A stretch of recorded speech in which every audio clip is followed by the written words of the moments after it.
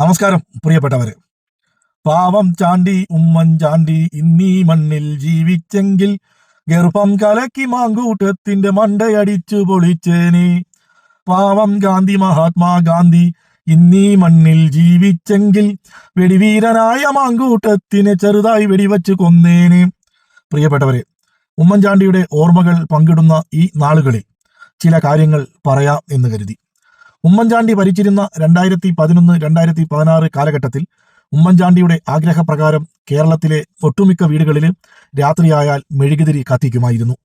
Power cut, load shedding തുടങ്ങിയ കലാപരിപാടികളിലൂടെ കേരളത്തിലെ മെഴുകുതിരി നിർമ്മാണ തൊഴിലാളികൾക്കും സന്തോഷമായിരുന്നു. കാരണം നിരവധി ചെറുകിട സ്ഥാപനങ്ങളിലൂടെ ലക്ഷക്കണക്കിന് മെഴുകുതിരികൾ കേരളത്തിലെ മലയാളികൾ വാങ്ങിക്കുകയും രാത്രിയായാൽ വീടുകളിൽ കത്തിക്കുകയും ചെയ്യുമായിരുന്നു. എന്നാൽ 2016 അധികാരമേറ്റ സഖാവ് പിണറായി വിജയൻ നേതൃത്വം കൊടുക്കുന്ന ഇടതുപക്ഷ സർക്കാർ കേരളത്തിന്റെ അധികാരത്തിൽ എത്തിയപ്പോൾ ആ പവർ കട്ടും ലോഡ് ഷെഡിങ്ങും എന്ന കലാപരിപാടി ഒഴിവാക്കി. അതിനാൽ കേരളത്തിലെ വീടുകളിൽ മെഴുകുതിരി കത്തിക്കുന്നത് നിർത്തി. കേരളത്തിലെ മെഴുകുതിരി നിർമ്മാണ തൊഴിലാളി മേഖലകളിൽ അവർക്ക് കിട്ടിക്കൊണ്ടിരുന്ന വരുമാനം നിലച്ചു. പിന്നീട് ഉമ്മൻചാണ്ടി നിര്യാതനായപ്പോൾ ഉമ്മൻചാണ്ടിയുടെ കല്ലറകളിലേക്ക് ആ മെഴുകുതിരി വെട്ടം ഒതുങ്ങി.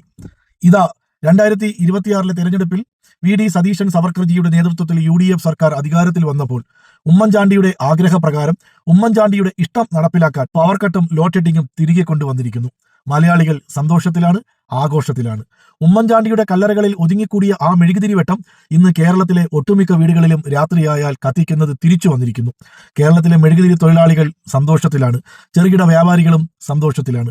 ഉമ്മൻചാണ്ടിയുടെ ആഗ്രഹപ്രകാരമുള്ള ആ എല്ലാ വീടുകളിലും രാത്രിയായാൽ മെഴുകുതിരി കത്തിക്കണമെന്നുള്ള ആഗ്രഹം പൂർത്തീകരിച്ച വി.ഡി. സതീശൻ സവർക്കർജിക്ക് 1000 അഭിനന്ദനങ്ങൾ. കേരളത്തിലെ മെഴുകുതിരി നിർമ്മാണ തൊഴിലാളികളെയും സന്തോഷത്തിലാക്കിയതിനും സണ്ണി ജോസഫിനും അഭിനന്ദനങ്ങൾ. എന്തായാലും മാറ്റം കൊതിച്ച, ചേഞ്ച് വേണമെന്ന് ആഗ്രഹിച്ച പൂക്കികൾക്കും ജെൻസികൾക്കും കേരളത്തിലെ മലയാളികൾക്കും നിങ്ങൾ ആഗ്രഹിച്ചതിനേക്കാൾ കൂടുതൽ ചേഞ്ച് വി.ഡി. സതീശൻ സവർക്കർ നേതൃത്വം കൊടുക്കുന്ന UDF സർക്കാർ തന്നു എന്നുള്ള വിശ്വാസത്തിലാണ് ഞങ്ങൾ ഇരിക്കുന്നത്. പിന്നെ ഈ രാഹുൽ മാങ്കൂട്ടത്തിൽ എന്ന പെണ്ണുപിടിയനെ ഉമ്മൻചാണ്ടി ചേർത്ത് പിടിക്കുമെന്നൊക്കെ പറഞ്ഞ് ചില കമന്റുകളും പോസ്റ്റുകളും ഒക്കെ ചിലയിടങ്ങളിൽ കാണാനിടയായി. അതുമായി ബന്ധപ്പെട്ട് 2 വരി വാക്കുകൂടെ പറയാം. തീർച്ചയായിട്ടും ഉമ്മൻചാണ്ടി ജീവിച്ചിരുന്നെങ്കിൽ സലിം രാജിനെ ചേർത്ത് പിടിച്ചതുപോലെ, ജോപ്പനെ ചേർത്ത് പിടിച്ചതുപോലെ രാഹുൽ മാങ്കൂട്ടത്തിനെയും ചേർത്ത് പിടിക്കുമായിരുന്നു എന്ന് ഞങ്ങൾക്ക് ഉറപ്പുണ്ട്. പക്ഷേ കാലത്തിന്റെ കാവ്യനീതിയാണോ വിധിയുടെ ക്രൂരതയാണോ ഇന്ന് ഉമ്മൻചാണ്ടി ജീവിച്ചിരിപ്പില്ല. അത് കാരണം രാഹുൽ മാങ്കൂട്ടത്തിനെ പോലെയുള്ള പെണ്ണുപിടിയന്മാരും പെർവർട്ടർമാരും ആരും ചേർത്ത് പിടിക്കാനില്ലാതെ വിഷമിക്കുന്നതും നമ്മൾ കാണുന്നുണ്ട്. എല്ലാവർക്കും നന്മകൾ നേരുന്നു.